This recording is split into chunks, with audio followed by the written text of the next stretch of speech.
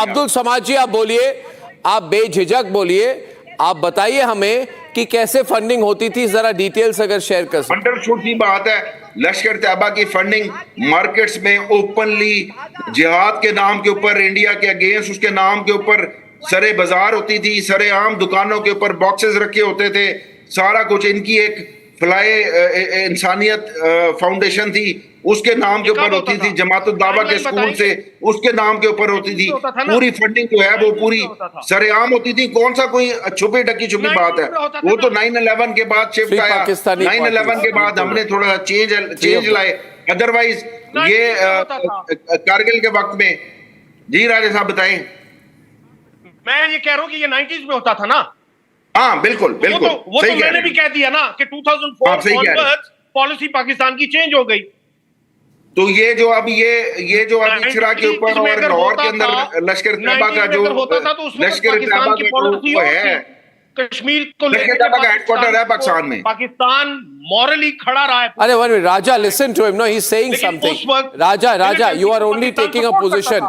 Raja, you are only taking a position. I need to listen to Abdul Samad Yaqoob because a lot of people, जो भी सच्चाई है सामने आए, उजागर हो और आप दोनों जरा 2 मिनट कृपा करके चुप रहिए।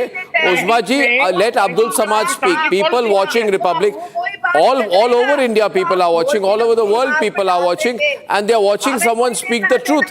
He should be allowed to speak.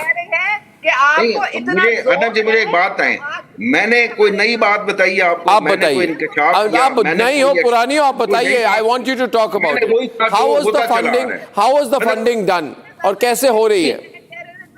देखें एसेट्स हैं, इन्फिल्ट्रेशन होती थी। इन्फिल्ट्रेशन ये जब अफगानिस्तान में लेट 90s में जब ये खत्म हुआ, ब्लीड इंडिया विद 1000 कट्स को लगाया गया, तो इनको डाइवर्ट किया गया कश्मीर के अंदर। जब कश्मीर के अंदर डाइवर्ट किया गया तो इनको फंडिंग भी होती थी। इनके ट्रेनिंग कैंप्स भी थे कश्मीर के अंदर। इनके ट्रेनिंग कैंप्स दौरे आमा 21 दिन का, दौरे खासा 90 डेज का। दौरे खासा के बाद इनको इन्फिल्ट्रेट किया जाता था। ये दौरा खासा के बाद अजमल कसाब क्या था जिसको ट्रेनिंग दी गई और फिर कराची से भेजा गया उसको। ये सारी ट्रेनिंग इन्फिल्ट्रेशन की, समर सीजन आइडियल सीजन होता था, ये बेचते थे। ये कब डिनाई किया? ना आईएसआई ने डिनाई किया, ना पाकिस्तान ने डिनाई किया कि जी इनको मॉरली हमारे इलाके से, मोस्टली साउथ पंजाब से लोग भेजे जाते थे। कब डिनाई किया? किसने डिनाई किया? मुशर्रफ ने एक्सेप्ट किया कि हाँ जी इन्फिल्ट्रेशन होती है, हम नहीं रोक पाए। सिर्फ एक प्ली लेते हैं कि वो नॉन स्टेट एक्टर्स और स्टेट एक्टर्स कहते हैं कि जी ये जो क्या नॉन स्टेट एक्टर है, तो सारा कुछ नॉन स्टेट एक्टर्स के ऊपर डाल के आप ये कह दें कि जी Ajmal Kasab non state actor, सारे नॉन स्टेट एक्टर्स। तो नॉन स्टेट एक्टर्स की बात करते हैं ना, जो कि स्टेट उनको वो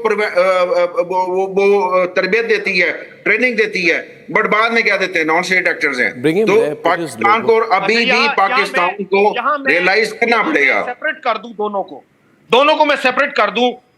ऑब्वियसली अब्दुल समद का अपना एक बयानिया है। मेरी नजर में मुझे भी जो कुछ पता है वो मैं आपको बताने के लिए तैयार हूं, और वो ये है कि 90s में पाकिस्तान की ये पॉलिसी रही है कि Pakistan has always stood with Kashmiri people. Why I say you used to say people? 1 minute. Raja, see, Raja, you have come on innumerable programs. You can't be changing your line right now on the program. We have to be consistent to the position we have taken in the past earlier.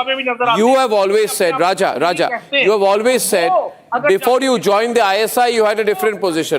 Now that you've joined the ISI, you are taking a different position. No, but now, but Raja, now it is in the FATF report, so you shouldn't be disappointed about it. Movement को एक बंदूक के सहारे लड़ना चाहते हैं तो वो लड़ने का पूरा हक रखते हैं। हम मोरली उनके साथ खड़े हैं, लेकिन 2004 But you did not even admit that Kasab was a Pakistani, Raja. Volume down. Did you admit Kasab was a Pakistani? You completely denied it.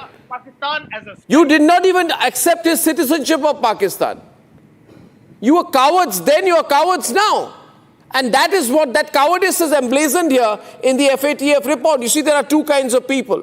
One are cowards like Hamid Mir, who was attacked by the ISI, got so scared that he's a ISI poodle on television. And then there are people like Abdul Samad Yaqoob, who was taken to jail for speaking out openly on Republic, who comes back and speaks today like a lion. He says, we in Pakistan have been sponsoring terrorism and we must change our line. And Uzma Kardar, who does not know the full form of FATF, cannot digest that fact. Sure, on television.